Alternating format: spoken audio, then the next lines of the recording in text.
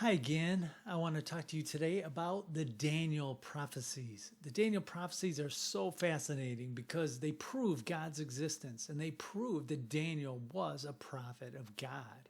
The prophecies given to Daniel by God were given to him in the 6th century BC. The prophecies Daniel was given by God all actually mentioned Ptolemy and Alexander the Great. And interestingly enough, each of those people received a copy of the book of Daniel before the things that happened to them actually happened, and that Daniel had recorded as things that were going to happen to them. Daniel had recorded some things that would happen to both Ptolemy and Alexander the Great, and they had not happened yet when these two people received copies of the book of Daniel. Alexander the Great received a copy of the book of Daniel in 332 BC.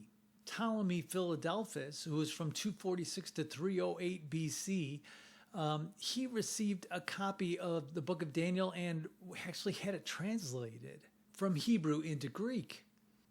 Now, the happenings of the book of Daniel happened all the way through till the 1st century BC. So this book was given to them before the happenings were done, before the things that were in it were done happening. And this is documented history, not to mention the fact that the Hebrews people themselves were careful to keep their own books intact and to keep them at hand.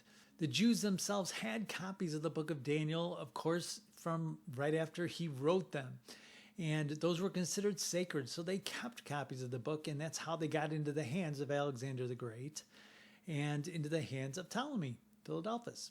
So I'm going to give a brief account of some of these prophecies through until some of the ones in the 2nd century BC.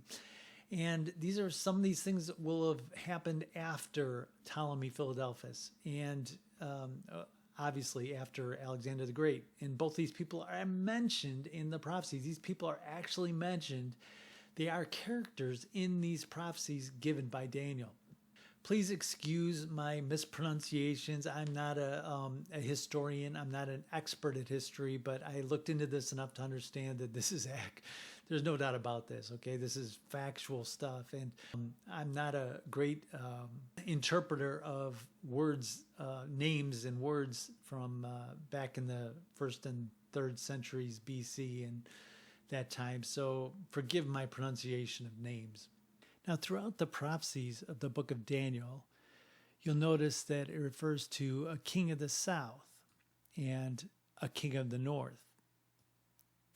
And the king of the north referred to the Syrian kings, and that is, they were north of Israel, because the prophecies were given in Israel's perspective. And the Egyptian kings were referred to as the kings of the south, because they were south of Israel. It says in verse 2, "Now then I tell you the truth. 3 more kings will appear in Persia, and then a 4th who will be far richer than all the others. When he has gained power by his wealth, he will stir up everyone against the kingdom of Greece." And this was after the reign of Darius the Mede, which was mentioned by the angel to Daniel before this. Darius the Mede was the viceroy in Babylon during the reign of Cyrus II, who was called Cyrus the Great, who ruled from 550 to 530 BC. The 3 kings here who appeared in Persia, which succeeded Cyrus, were Cambyses II from 530 to 521 BC, Smerdis 521 BC, and Darius I. Darius number 1 was 521 to 485 BC. And then there's the 4th king, who was far richer than all the others. That 4th king was Xerxes, who was 486 BC to 465 BC, and he was very wealthy and powerful. And he launched a campaign against Greece, and he basically stirred up everyone against the kingdom of Greece, just like it says here. That's talking about Xerxes. That's Xerxes. Then in verse 3, it says, "A mighty king will appear, who will rule with great power and do as he pleases. After he has appeared, his empire will be broken up and parceled out towards the 4 winds of heaven. It will not go to his descendants, nor will it have the power he exercised, because his empire will be uprooted and given to others. So all this in verses 3 and 4 is talking about Alexander the Great. Alexander the Great was ruled from 336 BC to 323 BC. And after he conquered the Persian Empire, he died at the age of 32, approximately. And his empire was not given to his children, who were murdered, but it was divided up amongst his generals. And 4 lesser kingdoms came out of Alexander's empire: Greece, Asia Minor, Syria, and Egypt. So yes, his empire was broken up and parceled out towards the 4 winds of heaven. There was actually 4 kings, in fact, who it was parceled out to. And they did not have the power that Alexander the Great had. Now, verse 5 tells us that the king of the south will become strong, but one of his commanders will become even stronger than he and will rule his own kingdom with great power. This refers to the king of the south, which is talking about a king in Egypt. And wouldn't you know, yes, the first king of the south was Ptolemy the First, and from 305 to 283 BC, and he was the first to sit on Egypt's throne after Alexander the Great's demise. And his commander that became even stronger than he was Seleucus, Seleucus, Seleucus I, from 305 BC to 281 BC. And he served under Ptolemy as one of his princes. And he acquired the throne of Syria for himself, becoming the first king of the north. And Syria was by far the largest portion of Alexander's divided empire. And so Seleucus' dominion was great.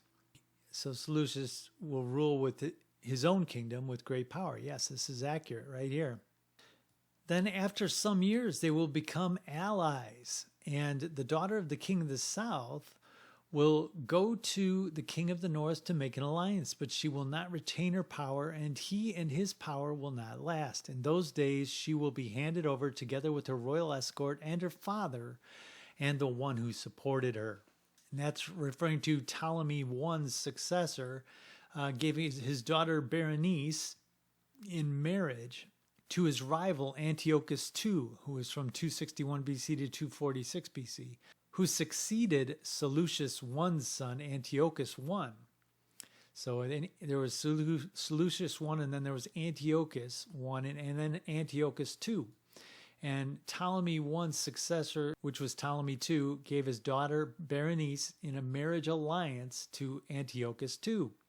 When Ptolemy died, Antiochus returned to his ex-wife Laodice, whom he had divorced in order to marry Berenice. And Laodice, when she returned to Antiochus, she saw that as an opportunity to poison Antiochus and to have Berenice and her child murdered, so that her own son, Seleucus II, whom she had born to Antiochus, would ascend to the throne.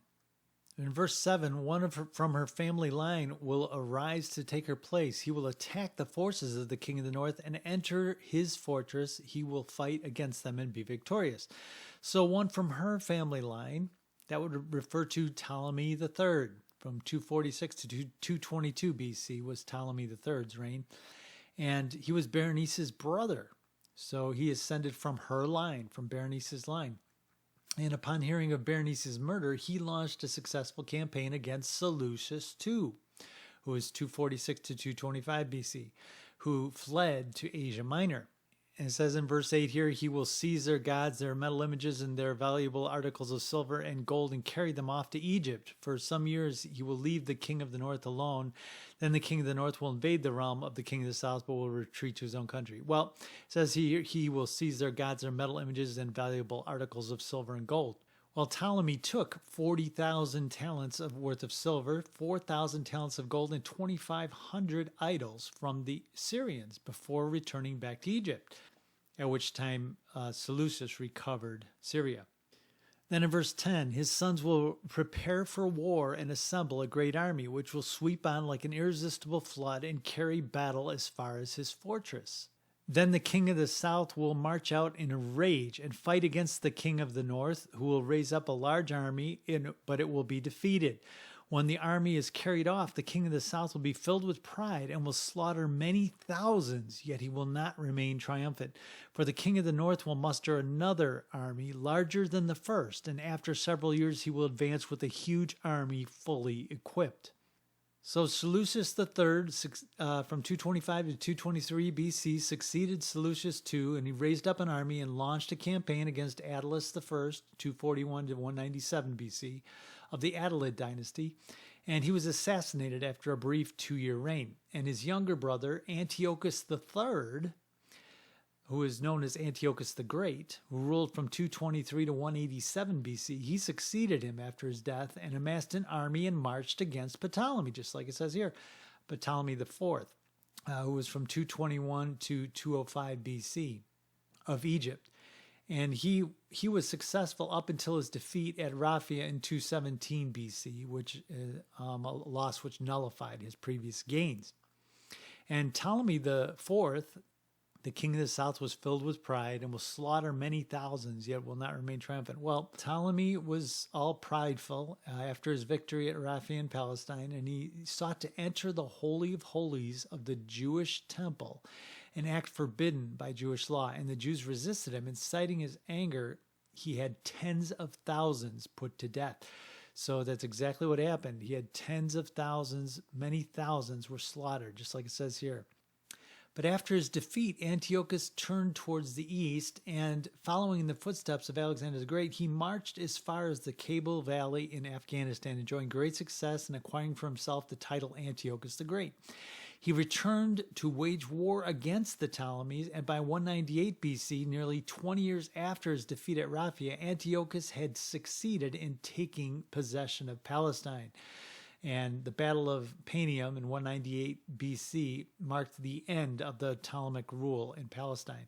So as it says here, when the army is carried off, the king of the south will be filled with pride and will slaughter many thousands, but he will not remain triumphant. So he did not remain triumphant. And the king of the north mustered an army larger than the first, and after several years, he advanced with a huge army fully equipped. So this is so accurate. It's amazing. It's really just amazing how, obviously God knew beforehand that all this was going to happen, because it already happened in his eyes. He's outside of time, and he knew this. And so that's why it's so accurate.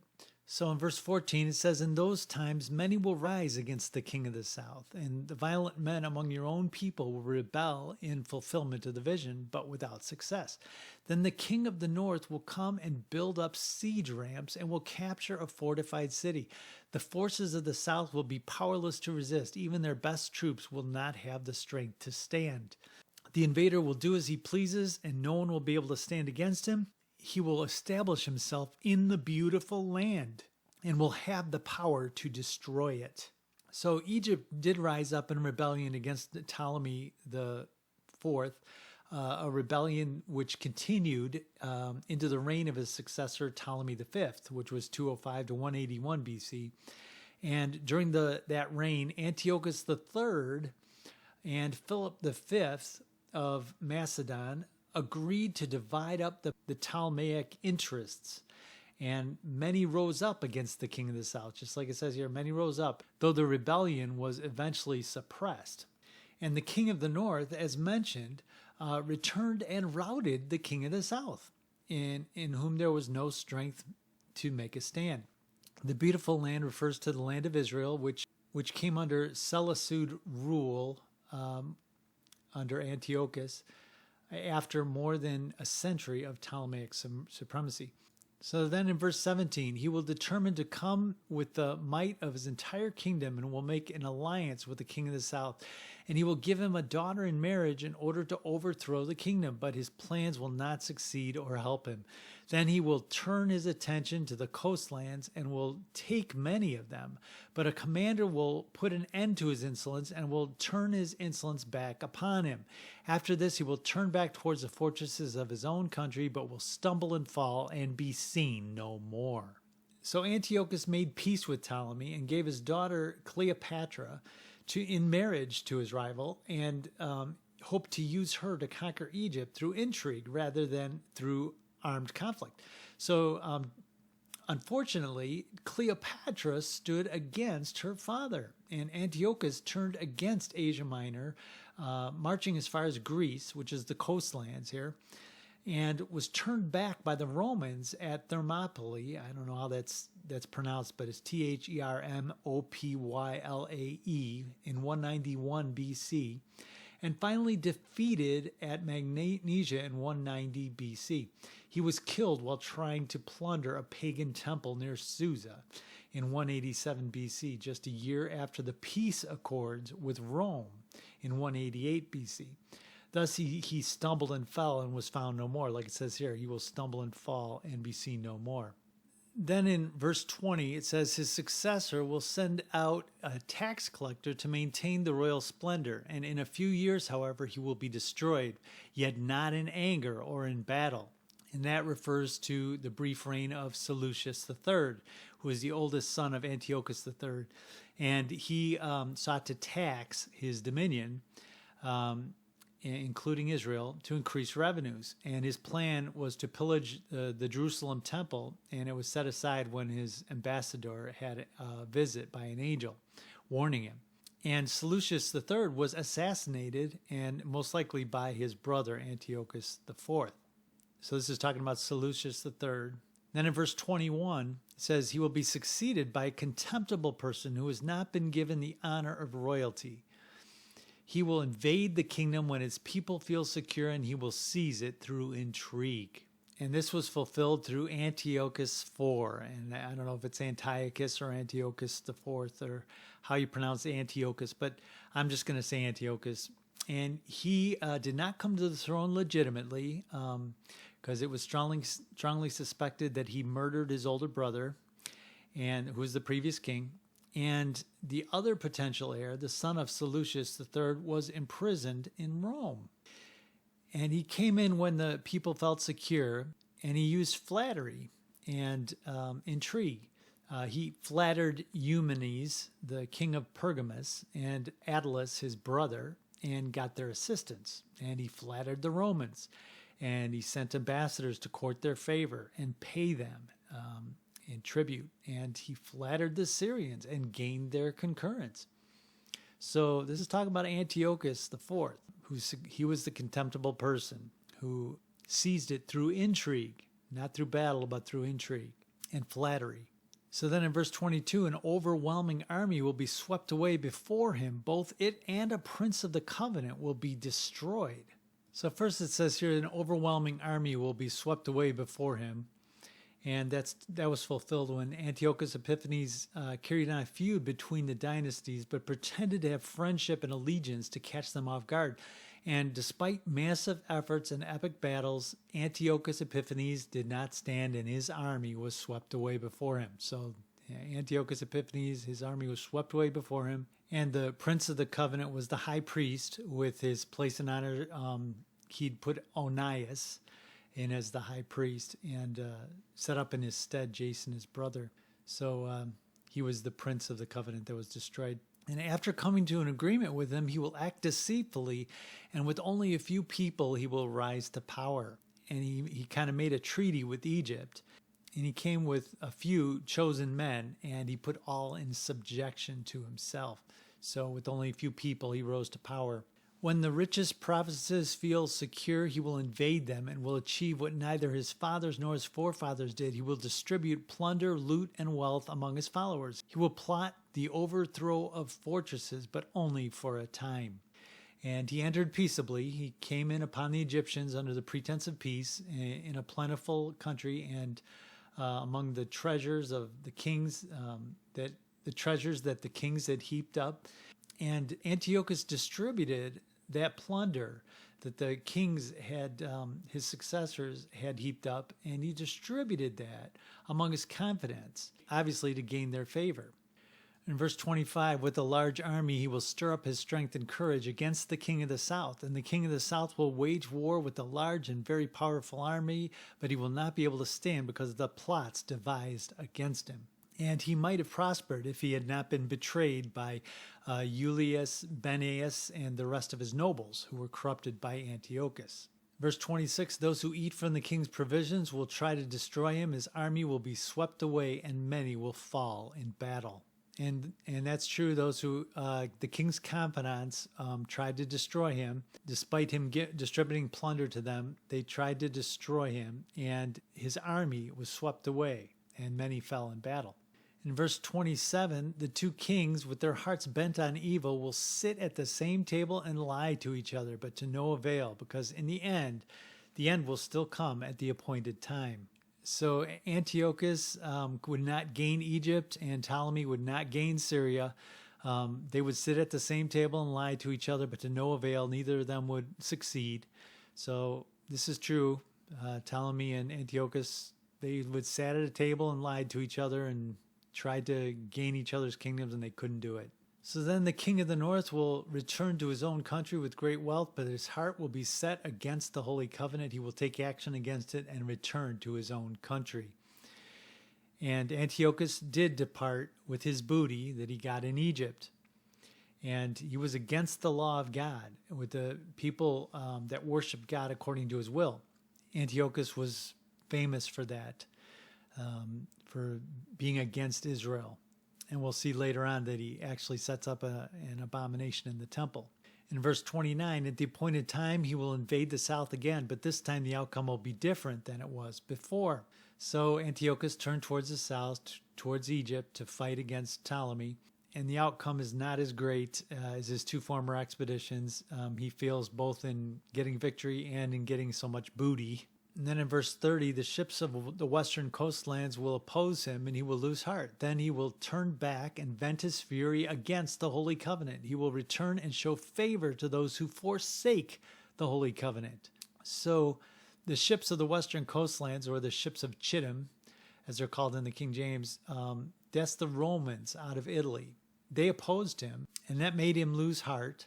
So that was the Romans who opposed him, and he lost heart. And he turned back, and he was mad about not being able to go in and get victory. And he took it out against the Jews, those of the Holy Covenant. And he returned and showed favor to those who forsook the Jews and the covenant. His armed forces will rise up to desecrate the temple fortress and will abolish the daily sacrifice. Then they will set up the abomination that causes desolation.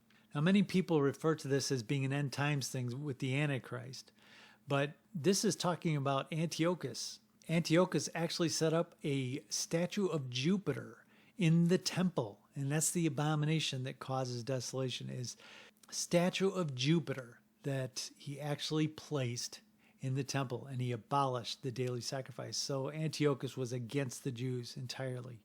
With flattery, he will corrupt those who have violated the covenant, but the people who know their God will firmly resist him. So he corrupted those who violated the covenant. Even among the Jews, he found traitors.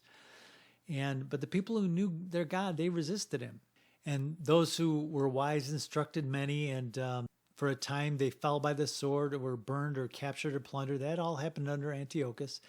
And when they fell, they did receive a little help, because there were those who were sided against Antiochus and sided with the Holy Covenant. And many who were not sincere joined them. So there were traitors on both sides. Some of the wise will stumble, so that they may be refined, purified, and made spotless until the time of the end, for it will still come at the appointed time. Then in verse 36, it says, the king will do as he pleases. He will exalt and magnify himself above every god, and will say unheard of things against the God of gods. He will be successful until the time of wrath is completed, for what has been determined must take place. And there was a time of wrath against Israel here.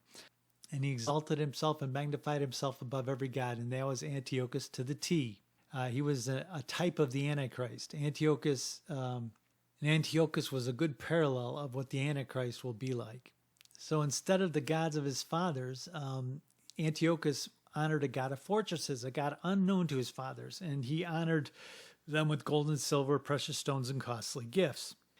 And that god of fortresses is Jupiter of Olympus, and never introduced among the Syrians until Antiochus did it. Antiochus was the first to introduce Jupiter. He was a god unknown to his fathers. So this is talking about Antiochus here, still in verse 38. And he will attack the mightiest fortresses with the help of a foreign god, that's Jupiter, and will greatly honor those who acknowledge him. He will make them rulers over many people and will distribute the land at a price. And that's exactly what Antiochus did. And verse 40 is where it switches to the time of the end. It says, at the time of the end, the king of the south will engage the king of the north in battle. And the king of the north will storm against him with chariots and cavalry and a fleet of ships, and he will invade many countries and sweep through them like a flood. So that's talking about the time of the end. So this is where we switch to the time of the end. And I'm not going to go into this in great detail because there are a number of different opinions about starting at verse 40 through verse 45. There's some who believe this is talking about Hitler. Because in chapter 12 of Daniel, we see that Israel becomes a nation. Again, Michael stands up, the prince that stands for the people of Israel. So many believe that this is talking about Hitler, but you can't really prove that. And the fact that the king of the south will engage him in battle and the king of the north will storm against him with chariots and cavalry and a great fleet of ships. He will invade many countries and sweep through them like a flood. He will also invade the beautiful land. Many countries will fall, but Edom, Moab, and the leaders of Ammon will be delivered out of his hand. Okay, yeah, that's somewhat accurate. And he will extend his power over the many countries. Egypt will not escape. He will gain control over the treasuries of gold and silver and all the riches of Egypt, with the Libyans and Nubians in submission. But the reports from the east and the north will alarm him, and he will set out in great rage to destroy and annihilate many. And many believe that's talking about the Holocaust right there. Is that after he was, heard that reports from the east and the north, from the U.S. and Europe, and from the north from Russia, when he saw that he was in great trouble, then the Holocaust started happening. He started killing a bunch of Jews and annihilating many. Well, you could say that maybe that is true, but we can't prove this. And this is a lot more dim than the rest. And this is the time of the end. Starting at verse 40, it says, at the time of the end. And we don't know if that's talking about the time after Israel becomes a nation again, or if it's talking about the time right before Israel becomes a nation again. Because at the time of the end, well, that could be Hitler. It's possible. Because yes, he pitched his palatial tents between the seas and Israel, yet he came to his end and with no one to help him. Yes, you could say, well, Hitler committed suicide. Yeah, okay, all right. All this from verse 40 through 45 is very vague and could very well be referring to anything from Hitler to the Antichrist. So we don't really know from verse 40 to 45 what it's referring to. But the fact that we know all the way through Antiochus Epiphanes, through verse 39, this is all the time up to Antiochus Epiphanes. All this prophecy, starting at verse 1, all the way through verse 39, this all happened already. And this is all established history here. This all happened. And this history is known by everyone. It was written in the 6th century BC. So as you can see, the book of Daniel is an amazing book. It's an amazing prophecy that proves God's existence, proves that Daniel was a prophet of God. If you don't believe in God after looking at these prophecies in Daniel, you might be a little prejudiced against God. You might be someone who has been convinced of falsehoods about God. Because God exists whether you like it or not. And God is there. He's the creator of this world. And Daniel is just another testimony of God's existence. So thank you for watching.